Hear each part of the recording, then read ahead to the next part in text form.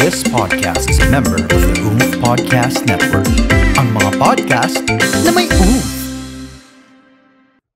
Aanhin ko ang malaking sahod kung hindi naman ako masaya. Itutuloy ko pa ba? Ang mama ng bayan, ang mama nyo, ang mama nating lahat.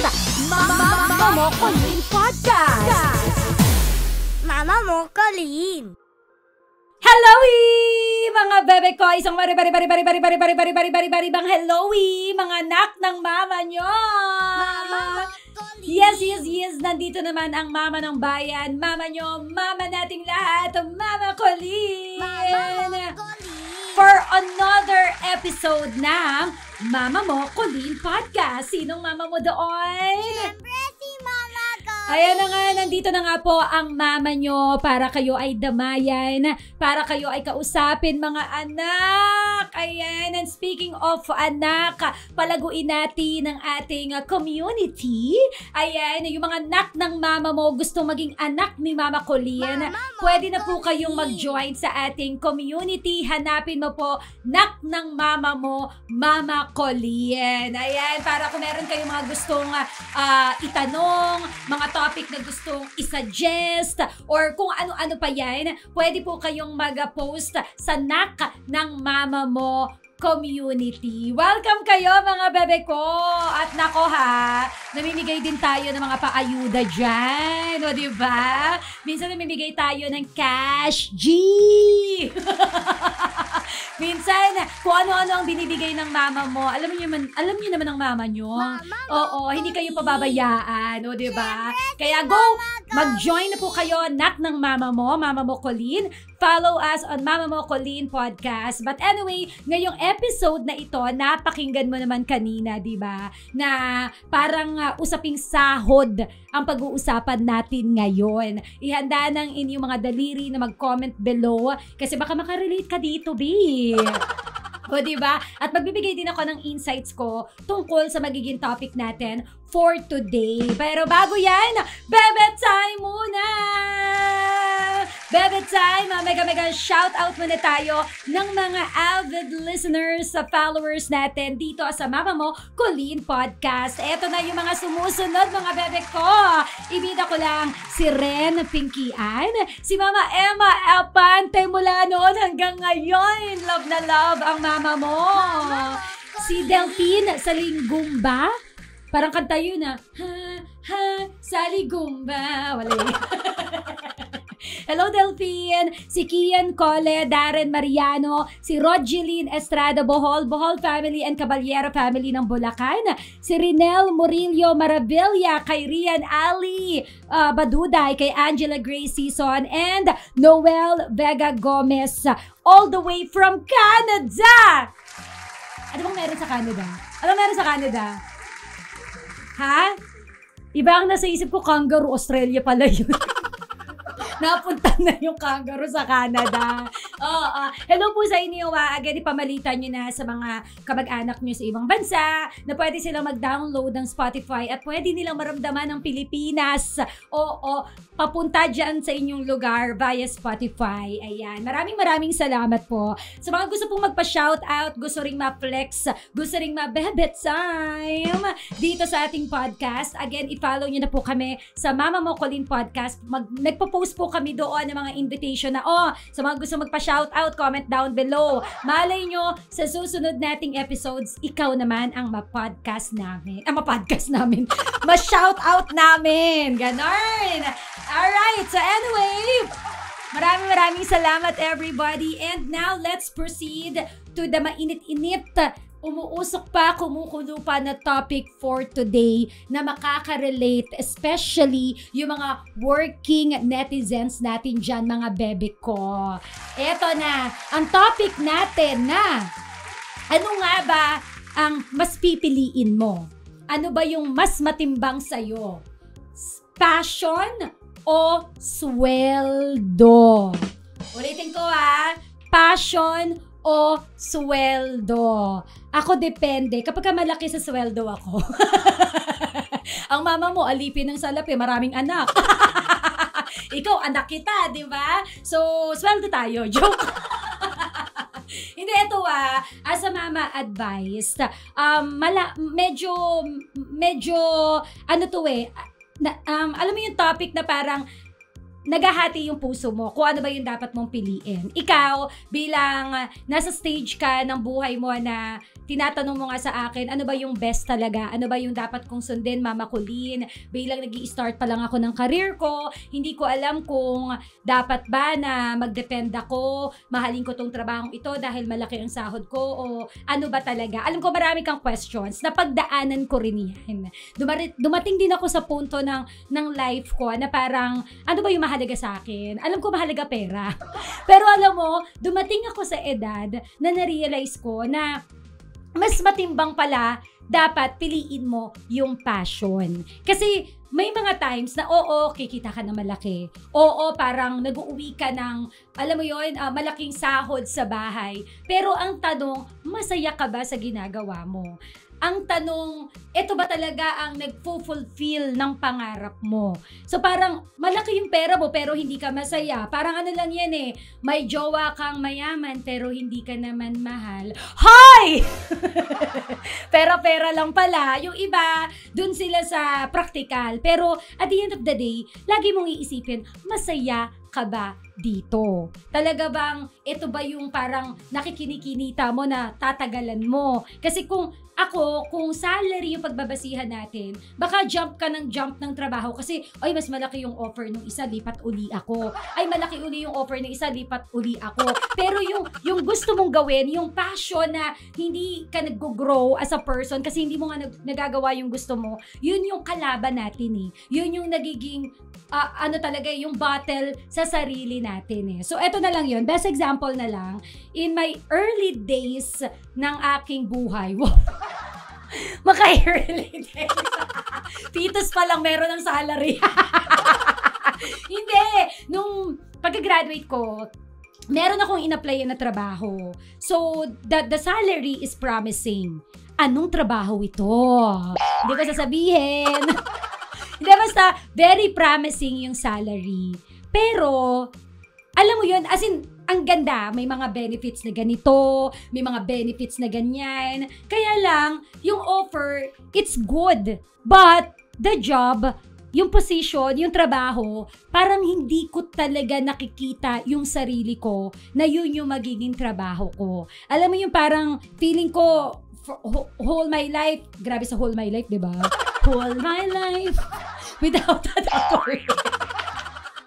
Hi! Wag niyo ako yan follow Hindi, parang buong buhay ko, ang nakikinikinita ko, hindi DJ Ang nakikinikinita ko noon, magiging anchor ako, magiging reporter ako. So, etong trabahong ito, hindi siya ganon. Iba siya, pero ang laki ng salary. So, nung time na yun, nag-contemplate ako, ano ba yung dapat? Kagating ko ba to kasi ganito yung salary, pero hindi ko magagawa yung passion ko. So, noong mga time na yon, nagtanong ako sa nanay ko, ano ba dapat kong piliin? Parang ikaw lang din ngayon na nagtatanong, ano ba yung dapat mong piliin? So, alam mo yung nagpa-wake up sa akin kung ano yung dapat kong piliin. Yung sinabi ng nanay ko na, saan ka ba magiging masaya? Kasi at the end of the day, kahit gaano kalaki yung sahod, kahit ikaw ay well-paid, kung hindi mo nagagawa yung gusto mo, if it's not your passion, kumbaga parang dinadrag mo lang yung sarili mo dahil sa salary, pero hindi mo na nagagawa or nailalabas yung kung sino ka, 'di ba? Parang walang pinagkaiba yan sa nagpapanggap at niloloko mo lang yung sarili mo. Hoy! 'Di ba? Yung para bang, okay, malaki sahod ko, guys. Ang tanong, happy ka ba? So parang nililin lang, parang Kim Chu, lin lang. O, diba? Nililin lang mo lang yung sarili mo. So, yun lang. Ang pinagbasehan ko ng decision ko during that time, yung sabi ng nanay ko na saan ka ba magiging masaya? Kung ang sagot ay masaya ako sa pera, ma. Di go ko sa salary. Pero kung ikaw yung tipo ni Mama Colleen, I go for passion. I go for, doon ako sa nagagawa ko, yung kung saan talaga ako tingin ko magaling ako, di doon ako. At saka ito lang yan, when you're happy din kasi with what you're doing, everything will follow naman The blessing will follow. Actually, minsan hindi lang yan susunod. Minsan, sisig. Siksik! Oo, siksik. Liglig at umaapaw pa. Kumbaga, hindi ka lang niya susundan, nanganganak pa yan. Kasi, pag passion yung pinairal mo, lumalabas yung totoong ikaw. The authentic you. Lumalabas yung galing mo lalo. At, alam mo yun, mas nakikita ng mga tao at nararamdaman ng mga tao yun na, this person, kaya siya nagtatrabaho kasi mahal niya yung ginagawa niya. Kaya siya nagtatrabaho kasi nag-e-enjoy siya sa ginagawa niya. Totoo, mararamdaman mo yun, bebe ko. Oo, kapag ka pera-pera lang, makikita mo yung outcome ng ginagawa niya. Pero pagka nakikita mo na may passion, iba po talaga eh. As in, ako parang I work dati for money pero parang wala namang nangyari. 'Di ba? But when I work dahil mahal ko yung ginagawa ko, when I learned to love what I do, when I learned na mas ilabas ko yung totoong ako, the blessings po talagang umuulan. 'Di ba? Kasi yung mga taong nakapaligid sa'yo, alam nila na hindi ka lang mukhang pera. Alam nila na gusto mo to, kaya ibibigay ko to sa'yo. Ganun lang din yon. Ibibigay sa'yo ni Lord yung tingin niya na alam niya na gusto mo at deserve mo. So, yun lang yon. Basta ako, kung saan ka masaya, supportahan ta ka. Kasi mahirap yun eh, para bang you're just working for money. Although practicality-wise, eto lang yun practical, okay, salary. Pero parang ako, kung titingnan ko siya between practical and ideal, for me the salary is ideal eh. Oo. Ang practical sa akin, ang reality sa akin is yung magawa mo yung gusto mo. Marami na po ako nakausap, no? Marami ako nakakausap na ganyan na parang, oo, malaki nga yung sahod ko, bes. Uy, para pinangalanan ko na, yung best ko. Malaki nga yung sahod ko, bes, pero hindi naman ito yung parang, alam mo yun, parang I'm dragging myself to go to work. In English ako, B. Mga anak, help! Sabi niya, yun talaga yung term niya. Sabi ko, bes, kumusta ka? Ang laki na sahod mo. Talagang yung sahod niya parang umaabot ng 6 digits. Magka-comment niyan. Mama ko linsan niyan. Pareto naman ako. Reto! Basta nagsi 6 digits siya. So sabi ko, kumusta ka naman? Happy naman, pero. So, doon ako napastop doon sa pero niya. Parang, he's happy, pero may pero. So parang happy ako, pero alam mo yun, it's like I'm dragging myself to work every day. It's like I'm just doing it, hindi talaga para sa sarili ko. So parang may ganun eh. But again, it really depends on you. Kasi again, hindi ka tatagal sa industriya na pinagtatrabahuhan mo kung pera-pera lang ang labanan. Kasi ako, naniniwala ako na tatagal ka talaga sa industriyang yan if you feel it, if you're happy with it. Kasi like ako si Mama Colleen, tumanda na lang po ako sa radyo, hindi lang halata. Oo, matagal na ako sa radyo. I mean, dati, hindi ko nakikinikinita yung sarili ko na tatagal ako. But when I learned to love what I do, naramdaman ko na this is my passion pala. Dahil tumagal ako and more than a decade na po tayong radio DJ. So, yung blessings, yung nagsisimula ako bilang isang radio DJ, hindi po malaki. Hindi po siya makabuhay ng pamilya. Pero, as I honed my skills, as I honed yung pag minamahal ko siya, alam mo yun, syempre pag minahal mo yung ginagawa mo, pag ginalingan mo, again, kukunin ka na at kukunin ka na mga tao, doon nanganak yung blessing, doon nanganak yung pera. Wow, parang may pera Basta yun na yun, ay, splok pa ba natin? Next episode na lang. Baka biglang may mag-comment sabi ba, Mama Colleen pa utang. Hindi, diba? Yun lang yun. Ang gusto ko lang talaga sabihin, sa dami kong sinasabi, doon ka sa kung saan ka masaya. Totoong masaya. Alright? Iba yung masaya sa totoong masaya. Doon ka sa hindi ka lang napipilitan dahil sabi ng nanay mo, malaki yung sahod dito. Sabi ng jowa mo, diyan ka na magtrabaho, ng boyfriend mo, ng girlfriend mo, kasi ang laki na sahod mo para pag nagpamilya tayo, buhay tayo. Nandun na tayo. But again, ulitin ko lang, kung saan ka masaya, doon ka, kasi naniniwala si Mama Colleen na doon ka mas tatagal and the blessings will rain, will pour, as in, uulan yan. Lalo na kung yung mga taong nakapaligid sa'yo is nararamdaman na itong taong ito, masaya siya sa ginagawa niya, very dedicated siya, passionate siya, deserve niya pa ng maraming blessings. So, yun lang yun. But again, alam ko may kukontra dyan. Mama Colleen, practical lang.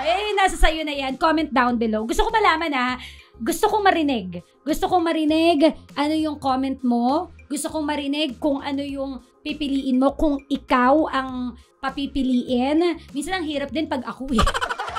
Oo. Again, comment below. Gusto kong marinig. Passion o salary and bakit? Pakisagot in 5 paragraphs. Okay.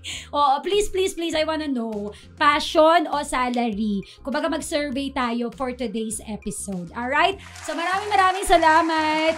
Once again, ano yung mga paraan para mag-comment? Pwede po sa aming social media accounts at Mama Mo Colleen Podcast sa Instagram, or pwede po ngayon na nakikinig ka ngayon dito sa Spotify, meron po sa ibaba, i-browse down mo po. Ayan, i-browse down mo. Dali, hilahin mo pababa. Ano ba tama? Pababa. Basta, sa baba, makikita mo comment, pwede ka mag-comment doon. Babasahin ko yan one of these days. Alright? And now, let's move on sa isang pinagdadaanan ng ating bebe ko in relation to our topic. Let's move on to Mama Colleen. Paano ba to? Hi Mama Colleen! 12 years na po ako nagwo-work sa iba't ibang klaseng trabaho. 31 years old and in a hidden relationship dahil masyadong strict ang aking pamilya. Ang dami ko nang natry na companies. Kailangan kong kumayo dahil ako ang panganay. Sa una, hindi okay ang sahod, pero sa trabaho ko ngayon, mataas naman na ang sweldo ko. Okay naman, kasi napapaisip ako kung masaya pa ba ako sa trabaho ko. Mataas nga yung sahod ko, kaso sobrang toxic na. Gusto ko pang magstay kasi gusto ko makapag-ipon para makabukod na din ako sa pamilya ko. Pagod na din po kasi ako. Lahat kaming magkakapatid ay nagtatrabaho na. Kaya umiiwas na ako sa bahay para di na sila umasa sa akin. Yung isa kong friend, inoferan po ako na lumipat sa kanila. Very good ang environment at matagal ko na pong gusto yung work na ganon. Mama Colleen, kinukonsider ko po talaga yung offer, kaso yung sahod ay hindi masyadong okay. If i-compare ko sa sahod ko ngayon, malaking difference po siya dahil pang starting ang sweldo na yun. Mama, kung kayo po ang sasagot, ano ang pipiliin mo? Sweldong mataas o trabahong passionate ka? Ba't parang bigla ako nahirapan? Oo. Well, anyway, so nag-send sa atin, ng kaniyang paano ba to Mama Colleen. Alam mo, ikaw na rin naman ang nagsabi na, number 1, malaki sahod mo, mataas ang sahod mo, pero sobra toxic na. So, yung may word na sobra, kapag ka-toxic na, mag-i-stay ka pa ba? Parang relationship lang yan. Kapag ka nasasakal ka na sa relasyon, magpapasakal ka pa rin ba? Don't you deserve better? May nakaka-relate. Diba? Hindi mo ba deserve na makahinga ka naman? Kasi puro carbon dioxide na lang yung nai-smell mo? Baka deserve mo naman maka-smell ng oxygen. Smell o inhale? Ano talaga? Inhale. O diba? Kung puro carbon dioxide na yan, mamamatay ka, Oo. So, ibig ko sabihin, ikaw na mismo ang nagsabi na mataas ang sahod, sobrang toxic. Diba? Although, sabi mo rin naman, pagod na din po kasi ako. Eto naman yan. Ang pwede, alam mo, kapag ka medyo naguguluhan ka talaga, pwede mong isulat yan sa isang kwaderno. Ang lalim. Oo, ako ganyan ako. Ewan ko kung narinig mo na to sa past episodes ko. Sa lahat ng buhay, sa lahat ng decision ko, for me na makatulong na makapag-decide ako, I write it sa notebook. Meron akong column A, column B, comparison. Sa column A, may pros and cons. Sa column B, may pros and cons. Pwede mong gawin yon. Tapos, isulat mo yung mga nasa isip mo. Pag ito bang si column A ang pinili ko, ito yung mga pros, ito yung cons. Pag si column B, ito. Then, i-compare mo. Saan ka mas magiging okay sa mga sinulat mo? Kung mas maraming negative sa column A at konti lang sa column B, mas magiging madali sa'yo para mag-decide kung ano ang pipiliin mo. But again, basing on your letter, sabi mo nga, lahat naman kayo magkakapatid ay nagtatrabaho na, I'm sure, kung mag-aambag ka pa dyan sa pamilyang yan, sobra-sobra na. So, siguro, it's time para kagustuhan mo na rin naman na umiwas sa bahay, kagustuhan mo rin naman na gawin na yung mga gusto mong gawin. Siguro, you did your part already for 12 years. Nagawa mo na pagbigyan yung sarili mo na magkaroon ng malaking sahod for 12 years. Pero kung talagang toxic na siya, kung talagang ang bigat-bigat na niya, parang yung best friend ko lang kanina, di ba? He's dragging yung sarili niya sa work. At parang nabubuhay ka na lang para lang i-drag yung sarili mo to work. Maybe it's time for you to move on and kunin mo yung another path o yung gusto mo namang gawin this time. Again, parang relasyon. Kung nasakal ka for 12 years, hindi mo nagagawa yung mga gusto mo, yung tipong kinokontrol niya, pati yung pananamit mo. Parang ganun lang din yun. Alisan mo na yan. Because you deserve better. You deserve something na mas magiging okay ka. Again, nasabi ko na kung bakit minsan kailangan nating piliin yung gusto natin, kung bakit kailangan nating piliin yung passion natin. Kasi at the end of the day, ikaw pa rin yung magbebe ni Fit. So, yun lang. Medyo nag-hold back ako dun sa, kung i-compare ko yung sahod ko ngayon, malaking difference po siya dahil pang starting yung sweldo na yun. Medyo nag-hold back lang ako dun eh. Pero, oo nga, no, teka lang ha. Oo, medyo, Pero again, balik na lang tayo doon sa sinabi mo, you've been doing this for 12 years, sobrang toxic na, pagod ka na, maybe you need to breathe muna. Kasi masyado ka nang napapaligiran ng carbon dioxide. Kailangan mo na ng oxygen. So, give it a try. Yun na sabihin ko. Just give it a try. Who knows, sa pagsubok mo, eto na yung fresh air na hinahanap mo. We will never know the answer unless papasukin natin. I'm sure naman, hindi ka naman magbaburn ng bridge with your previous company. Yun ang pwede mong gawin. Huwag kang magbaburn ng any bridges sa kahit na sino. Kasi kung halimbawa lang na mag-fail yung susubukan mong etong paraan na to, at least may babalikan ka. Okay? Babalikan muli.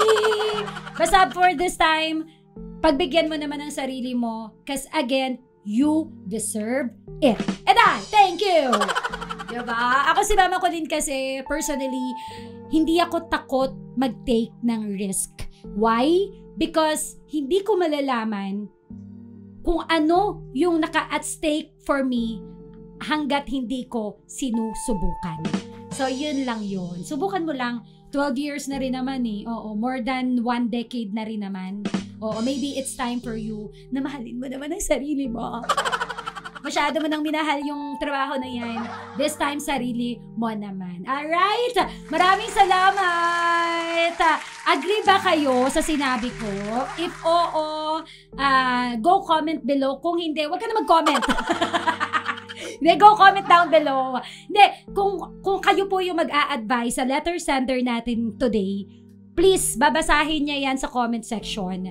Again, ang gusto ni Mama Colleen, hindi lang views ko ang marinig. Gusto ko rin marinig yung views ninyo para siya na ang bahala kung ano yung kukunin niyang advice kay Mama Colleen o yung views ninyo. Next time, no, sana magkaroon tayo ng guest. Para may batuhan ng ideas. Oo, sana soon i-claim natin yan. Alright? So, maraming salamat. Once again, please comment below para mabasa yan ng letter sender natin sa mga susunod na araw. Alright?